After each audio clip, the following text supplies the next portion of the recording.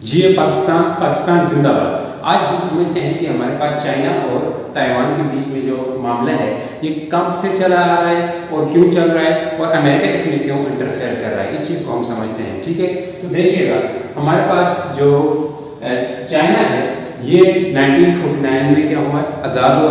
तो देखिएगा चाइना जो है, चाइना और ताइवान ये शुरू में आपके पास एक ही कंट्री था। ठीक है, एक ही कंट्री था चाइना और जापान। तो चाइना जो ऐसा था पहले एक पूरा एक मुल्क हुआ करता था। तो उस वक्त आपके पास यानी 1949 से पहले बट जो चाइना के अंदर दो पार्टियां थी उस वक्त। अभी तो ठीक है, एक कम्युनिस्ट इनकलाब आया, ये आप लोगों की किताबों में पढ़ रखा है। तो देखिएगा तो चाइना के अंदर दो पार्टियां थी। हमारे पास दो पार्टियां, एक थी हमारे पास कम्युनिस्ट पार्टी, एक थी नेशनलिस्ट पार्टी थी। एक नेशनलिस्ट पार्टी थी, एक कम्युनिस्ट पार्टी थी। तो ये नेशनलिस्ट पार्टी और कम्युनिस्ट पार्टी जो दो पार्टियां थी, तो ये इन दोनों के बीच में लड़ाई चल रही थी, अंदरूनी लड़ाई चल रही थी। जब इनकी अंदरूनी लड़ाई हुई तो तब जापान जो है, जापान बिल्कुल साथ है। देखिए जापान कहाँ पे, चाइना ये है, साथ में जापान है। तो चाइना में ये अंदरूनी जो इनकी हालात खराब हुए तो जहाँ से जापान ने क्या किया, हमला किया। जापान ने चाइना पे क्या किया, हमला किया। जापान ने चाइना पे हमला किया तो उसके रिजल्ट में हुआ क्या कि जापान ने इस पे हमला करके कब्जा कर दिया, बहुत सारे इलाके पे कब्जा कर दिया। ये नहीं कह सकते पूरे, जो करीब इसके नजदीक रास्ते पर जो इलाके थे उन सब पे जापान का कब्जा हुआ। तो ये कब की बात है, 1940 यानी कि 1939 यानी कि वर्ल्ड वार 2 से, सेकंड वर्ल्ड वार से पहले की बात है। ठीक है, सेकंड वर्ल्ड वार से पहले इसका हुआ। बट सेकंड वर्ल्ड वार जब शुरू हुई तो सेकंड वर्ल्ड वार में अमेरिका ने तो इसके ऊपर बम्बार्डमेंट की, किसके ऊपर, जापान के ऊपर। तो जापान को शिकस्त हुई उससे। तो जापान जब कमजोर पड़ा तो जापान बहुत पीछे हट गया और किसको आज़ादी मिली, चाइना को। चाइना मतलब पूरा एक मुल्क बन गया। तो हुआ क्या, इसके अंदर दो पार्टियां थी। जब ये जापान जा रहा था मतलब कब्जा चाइना से, तो उस वक्त क्या हुआ कि जो आपके पास पार्टी, कम्युनिस्ट पार्टी का जो आपके पास फाउंडर कह रहे या जो उस वक्त लीडर था, जिसका नाम माओ सेदुआंग इसका नाम था, जो कम्युनिस्ट पार्टी का उस वक्त का लीडर था। ठीक है, तो उसने जो नेशनलिस्ट पार्टी थी जिसका लीडर कौन था, चेंग काई शेक। क्या नाम था, चेंग काई शेक का जो लीडर था, यानी कि नेशनलिस्ट पार्टी को इसने शिकस्त दी और उसको चाइना से निकालना शुरू कर दिया। ठीक है, तो चाइना से निकालना शुरू किया। वो चाइना से निकल के वो कहाँ पे सेटल हुए, ताइवान में सेटल हुए। ठीक है, चाइना से निकल के ताइवान में। तो जो कम्युनिस्ट पार्टी का जो था, वो कम्युनिस्ट पार्टी जो रह गई तो उन्होंने अपना नाम क्या डिक्लेयर किया, चाइना का नाम क्या डिक्लेयर किया, पीपल रिपब्लिक ऑफ चाइना। तो चाइना का जो नाम है, जो उनका ऑफिशियल नाम है वो क्या है, पीपल रिपब्लिक ऑफ चाइना। तो जब आपके पास चेंग काई शेक है, ये यहाँ ताइवान में जाकर सेटल हुआ, तो इसने अपना नाम क्या रखा, अपनी जो कंट्री है इसका ऑफिशियल नाम क्या है, ताइवान का ऑफिशियल नाम है रिपब्लिक ऑफ चाइना। ये अभी अपने आप को रिपब्लिक ऑफ चाइना कहते हैं। और जो क्या नाम है, जो चाइना है ये पीपल रिपब्लिक ऑफ चाइना अपने आप को कहता है। तो एक रिपब्लिक ऑफ चाइना है, एक पीपल रिपब्लिक ऑफ चाइना है, दो कंट्री। ठीक है, तो देखिए इनमें आपके पास जब सेकंड वर्ल्ड वार 2 हुई तो जापान निकल गया, जैसे जापान को शिकस्त हुई। तो चाइना अभी क्या चाहता है, चाइना ये चाहता है दुनिया में कि हमारे पास हमारा जो नाम है यही चले कि पीपल रिपब्लिक ऑफ चाइना, की दुनिया में एक ही चाइना है कि दो नहीं है। तो ये चाहते हैं कि हमारा ये हिस्सा जो चाइना है ये वाला हिस्सा हमारा था, क्योंकि हमें वहां से निकाला गया था। जबकि ये वाला चाइना जो है, बड़ा वाला चाइना ये चाहता है कि ये वाला हमारा हिस्सा है, ये हमसे ही अलग हो गए। बात समझ गए, ये क्या कहते हैं कि हमसे अलग हो गए, कि ये हमारा ही एक टूटा हुआ हिस्सा है जो ताइवान है। जब ये कहते हैं ये हमके तरफ से निकल गए तो ये हमारा है चाइना। तो इसलिए जो दोनों अपने नाम, एक अपने आप को रिपब्लिक ऑफ चाइना कहता है, एक पीपल रिपब्लिक ऑफ चाइना कहता है। ठीक है, तो देखिए चाइना जो है वो चाहते हैं कि दुनिया जो है उसको एक्सेप्ट करे। क्या करें, one China policy. One China policy आपने नाम सुना होगा। वन चाइना पॉलिसी का मतलब ये नहीं है कि एक ही बच्चा पैदा हो जाए, ऐसा वाला सिस्टम नहीं। बट वन चाइना पॉलिसी के जहन में ऐसा आता है, बट ये है कि दुनिया उसको एक्सेप्ट करे कि एक ही चाइना है दुनिया में, न कि दो चाइना है, ताइवान वाला। ठीक है, तो इस चीज को बहुत सारे कंट्रीज ने एक्सेप्ट किया, जिसमें अमेरिका ने भी एक्सेप्ट किया कि वन चाइना पॉलिसी को, कि दुनिया में एक ही चाइना है। इस चीज को पहले अमेरिका एक्सेप्ट कर चुका है। तो अब फायदा क्या है इसमें, ताइवान जो है वो हमारे तो अमेरिका इसमें क्यों आया, अमेरिका इसमें क्यों शामिल हुआ? तो देखिए ताइवान जो है आपके पास ऐसा कंट्री है जो आपके पास इनकी एक कंपनी है TSMC के नाम पे, जो सिलिकॉन, यानी सिलिकॉन किस में इस्तेमाल होता है, फिजिक्स के आप लोगों ने वो देखा हो, पढ़ा होगा। सिलिकॉन जो है सेमीकंडक्टर की प्रोडक्शन के लिए इस्तेमाल होता है। तो सिलिकॉन से वहां पे सेमीकंडक्टर बनाते हैं, कौन? ताइवान बनाता है सेमीकंडक्टर, और दुनिया को सप्लाई करता है। और सेमीकंडक्टर का बड़ा इस्तेमाल है, बड़ा यूज है, मेमोरी कार्ड, लैपटॉप, इवन हर चीज में, मोबाइल के अंदर, ये स्पीकर और इन सब में आपके पास क्या इस्तेमाल होता है? सेमीकंडक्टर इस्तेमाल होता है, जो भी आपके पास डिजिटल चीजें हैं। तो जैसे आपका सॉफ्टवेयर में आपके पास सिलिकॉन का इस्तेमाल होता है, तो ये 60% दुनिया को कौन दे रहा है? ताइवान दे रहा है। तो ये चीज अब सॉफ्टवेयर में कौन आ गए? अमेरिका आ गए। तो अमेरिका चाहेगा कि मुझे इससे क्या मिले? सेमीकंडक्टर मिले।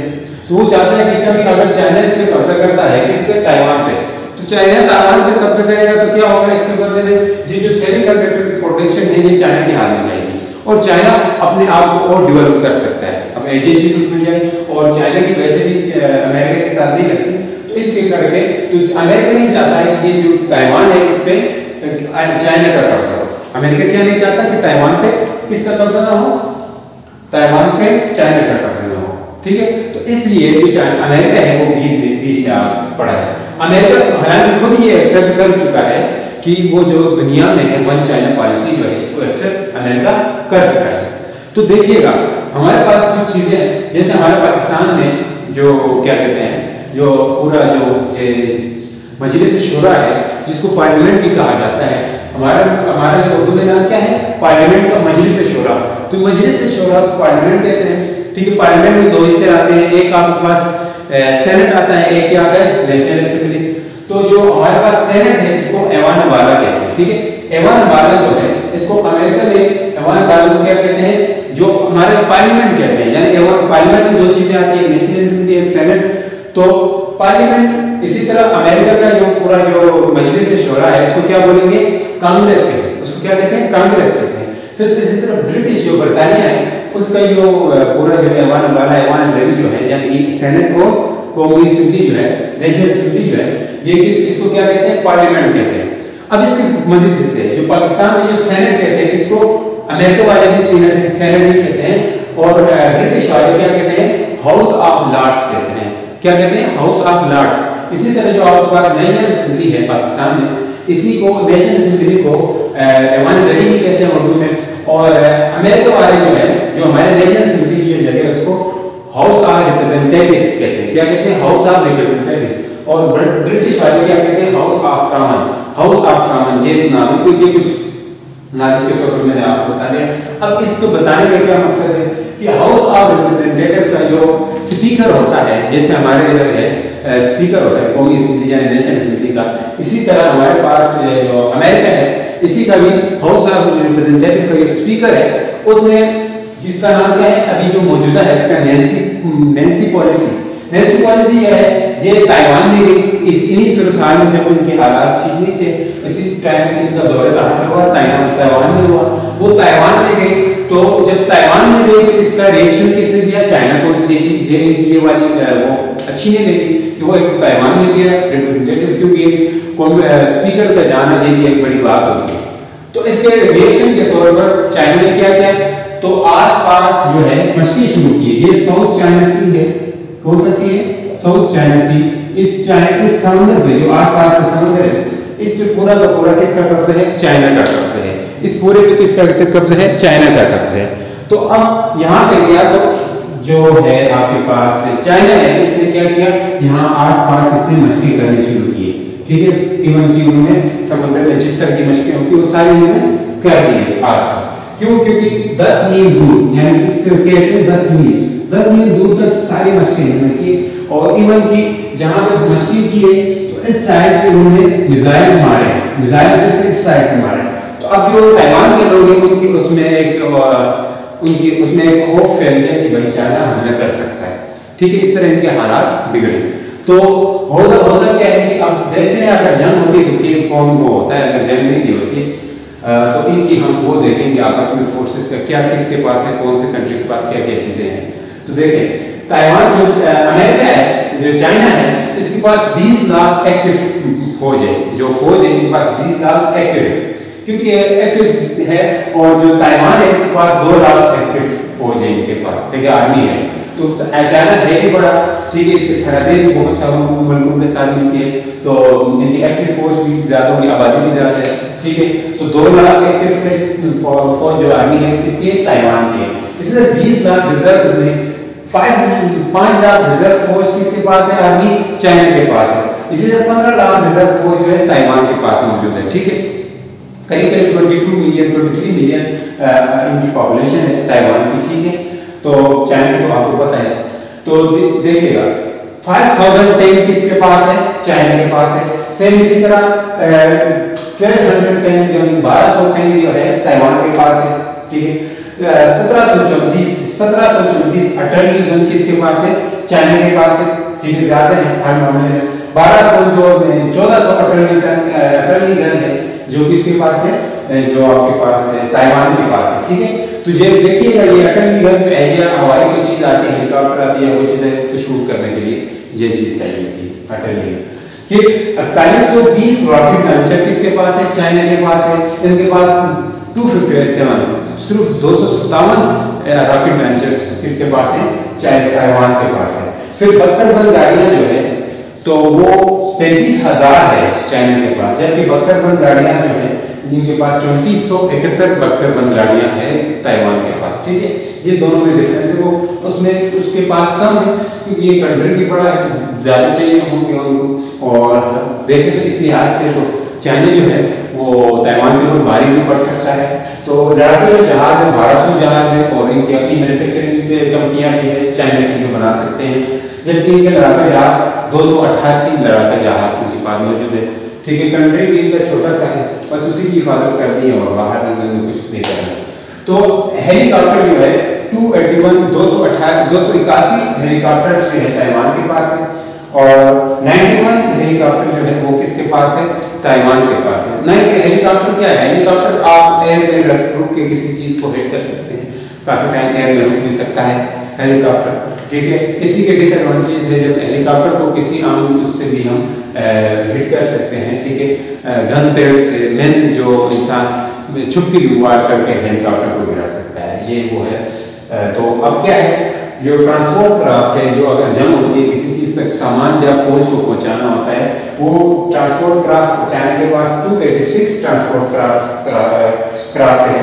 तो जो इसी तरह 19 ट्रांसपोर्ट क्राफ्ट किसके पास है, ताइवान के पास है। और एयरक्राफ्ट जो ये वाले ट्रांसपोर्ट क्राफ्ट समुद्र के, ये वाले एयरक्राफ्ट जो 3 है चाइना के पास, जबकि इनके पास कोई एयरक्राफ्ट मौजूद नहीं है ताइवान के पास, ठीक है, इसमें नहीं। सबमरीन जो है 79 सबमरीन है चाइना के पास। इस मामले में चाइना जो है वो पूरी दुनिया में पहले नंबर पे आता है, पूरी दुनिया में पहले नंबर पे आता है कि इनके पास क्या ज्यादा है, सबसे ज्यादा सबमरीन से दुनिया में वर्ल्ड नंबर 1 पे आता है चाइना। जो सबमरीन जो समंदर में इस्तेमाल होती है जंग के दौरान या आम उसमें फौज के लिए, नेवी के लिए खासतौर पर। इनके पास 4 सबमरीन है ताइवान के पास। तो ये इनका कुछ मुआवजा किया है, इनके जो चीज़ें मौजूद हैं इनके पास। तो उम्मीद करता हूँ आप लोगों को ये चीज़ थोड़ा समझ आएगा और इनका मामला क्या है, ठीक है। तो मिलते हैं नेक्स्ट वीडियो में, अल्लाह हाफिज़।